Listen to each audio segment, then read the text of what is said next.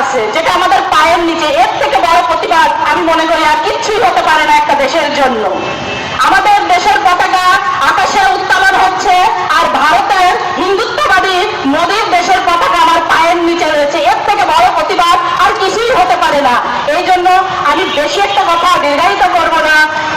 যে কোনো প্রতিবাদ হবে হয় ক্ষমতার বলে, না হলে জবানের বলে, না হলে মনে মনে ঘৃণার বলে। আমরা অন্তত ক্ষমতার বল না হলেও জবানের বল দিয়ে আমরা প্রতিবাদ করতে পারি। সেই প্রতিবাদের ধারা থেকে বলছি, 70 বছরের যে হিন্দুত্ববাদী যে মুসলিমরা যে অত্যাচারের শিকার, তার মধ্যে মোদীর যে সরকার যে কয়বারই আসছে, এর দ্বারাই বা মুসলমানরা বেশি নির্যাতিত হয়েছে। সেই নির্যাতন নিপীড়ন করে মোদী শান্ত হয় নাই। এই জন্য কি করেছে, এটাকে পরিকল্পনা করে আরো কঠিন ভাবে নতুন ভাবে মুসলমানদেরকে নির্যাতন করার জন্য মুসলমানদের যে ইসলামিক ধর্মীয় যে অনুভূতি সেখানে আঘাত এনেছে। কারণ মানুষ আমল করে, ইবাদত করে শুধুমাত্র আল্লাহর সন্তুষ্টির জন্য। আর সেই আমল আর ইবাদত ছিল ওয়াকফ, যে দানকৃত সম্পদ, এগুলো একটা স্থায়ী দান, স্থায়ী সদকায়ে জারিয়া আমল।